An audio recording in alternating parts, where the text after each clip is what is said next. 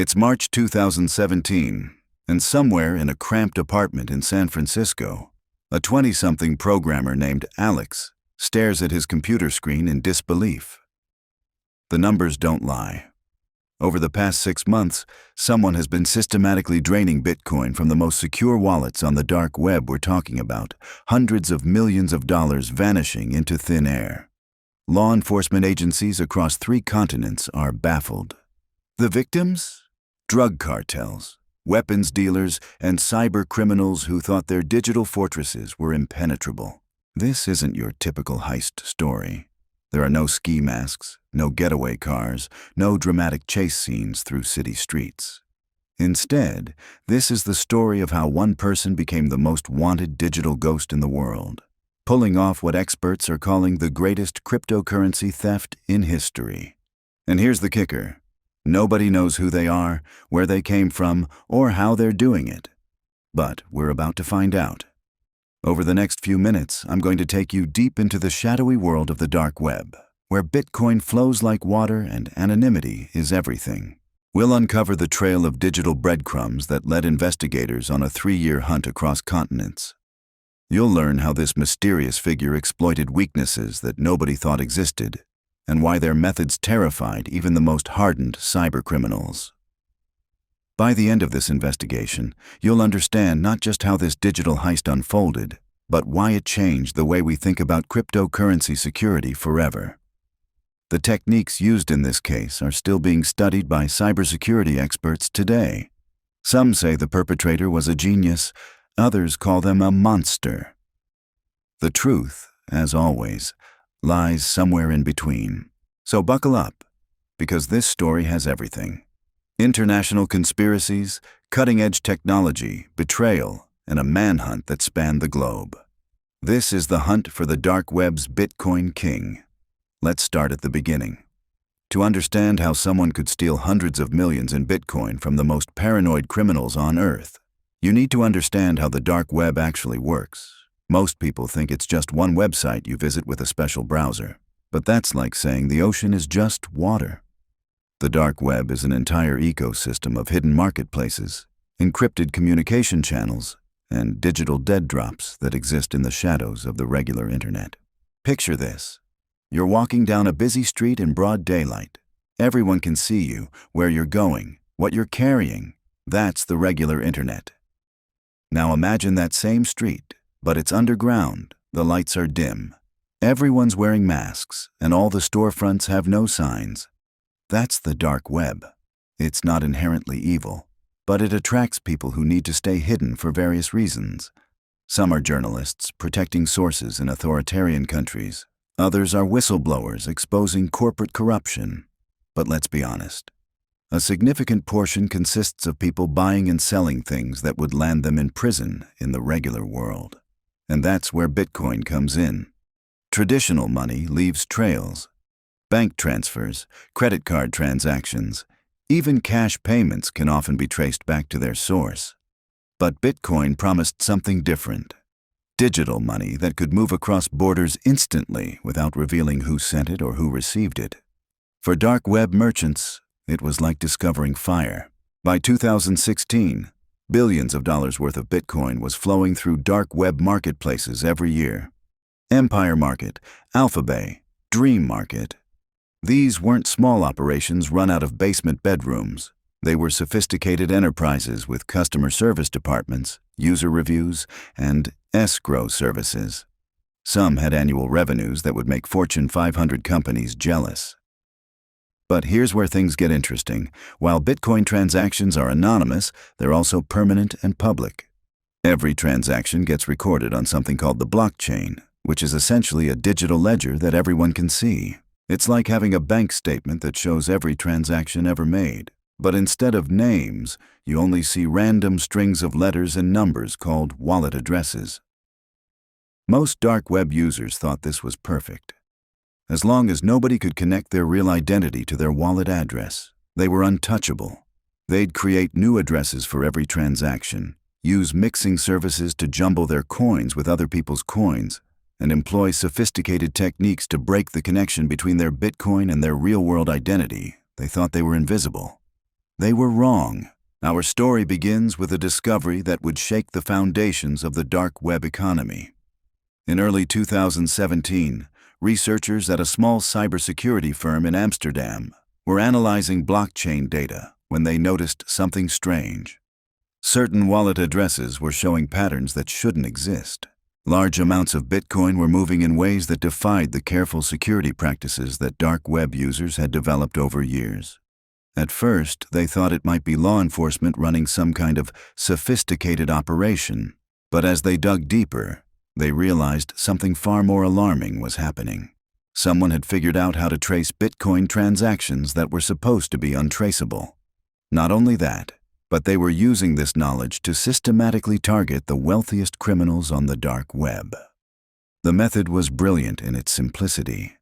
While most people focused on the anonymity of Bitcoin addresses, this unknown attacker had discovered that human behavior creates patterns.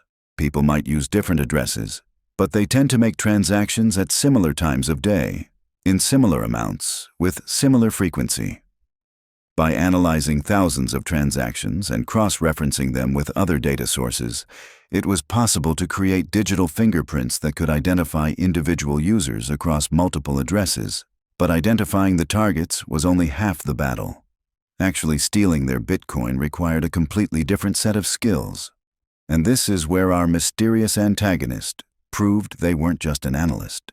They were a master hacker with an intimate understanding of both human psychology and computer systems. The attacks always followed the same pattern. First, the target would receive what appeared to be a routine message from one of the dark web marketplaces they used. Maybe it was a notification about a delayed shipment or an update to the site's security policies. The message would contain a link that looked legitimate, directing them to what appeared to be the official marketplace website. But appearances can be deceiving. The websites were perfect replicas, down to the smallest detail. Every button, every color scheme, every piece of text matched the original exactly. But hidden beneath the surface was malicious code designed to capture login credentials the moment someone entered them. These weren't amateur phishing attempts thrown together in an afternoon.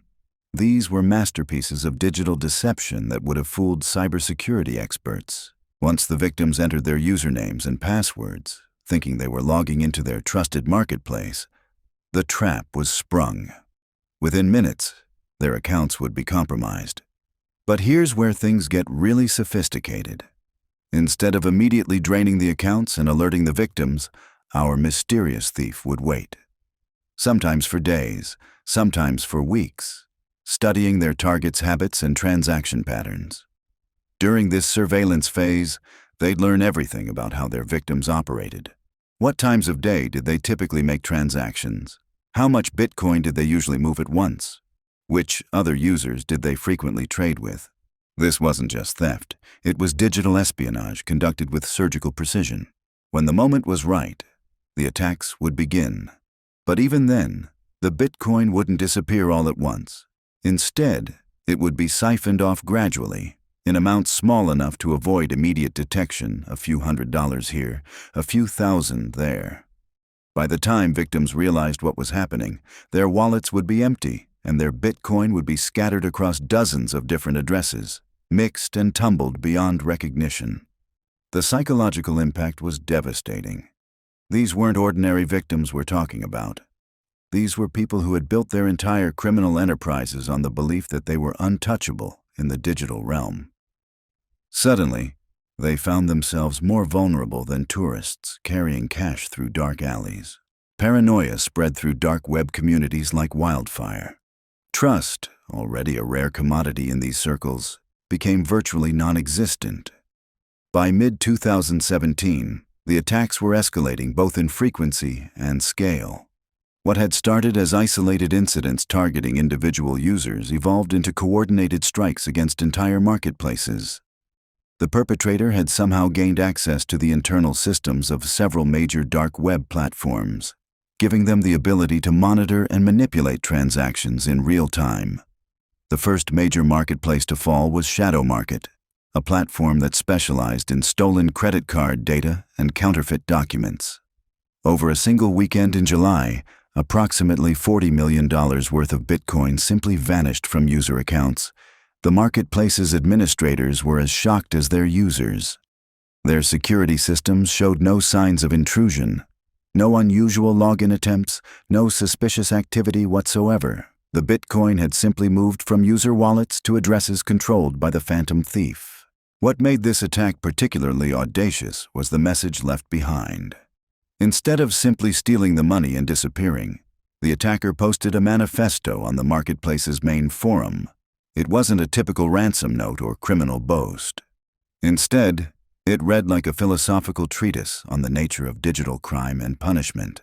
The message claimed that the dark web had become a cesspool of exploitation, where the strong preyed on the weak without consequence. It argued that true anonymity had created a moral vacuum where people felt free to cause harm because they believed they'd never face justice. The thief positioned themselves not as a criminal, but as a digital vigilante restoring balance to an unbalanced system. But this wasn't some Robin Hood scenario where stolen money was being redistributed to the poor. Blockchain analysis showed that the stolen Bitcoin wasn't being donated to charity or returned to victims of dark web crimes. Instead, it was being converted to other cryptocurrencies, moved through sophisticated laundering networks, and ultimately disappearing into the same shadowy financial systems that the original criminals had used. The manifesto sparked intense debate within dark web communities. Some users praised the attacker as a genius who had exposed the fundamental weaknesses in the system they all depended on.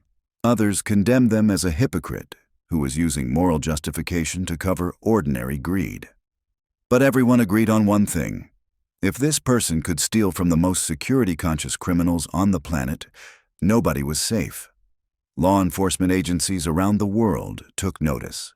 The FBI's cybercrime division launched Operation Digital Storm, a multi-agency task force dedicated to identifying and capturing what they internally referred to as the Phantom. Europol established a similar unit, while agencies in Australia, Canada, and Japan contributed resources and expertise to the hunt.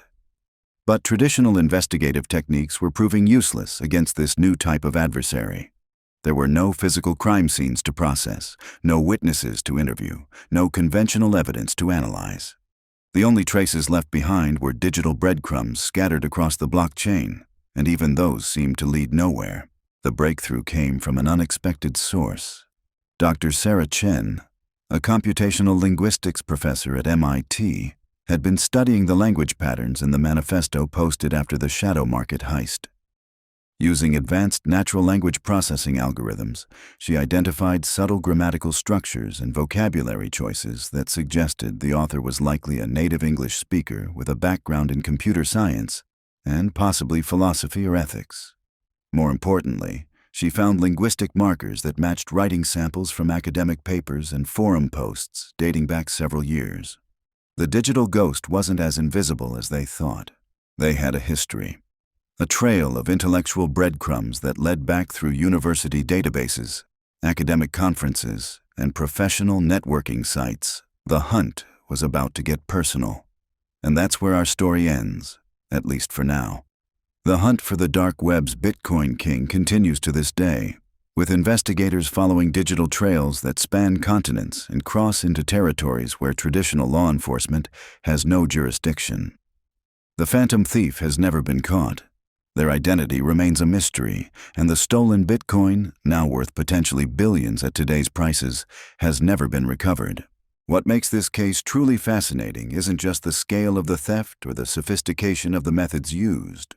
It's what it revealed about the fundamental vulnerabilities in systems that millions of people believed were bulletproof. The dark web's promise of perfect anonymity turned out to be an illusion.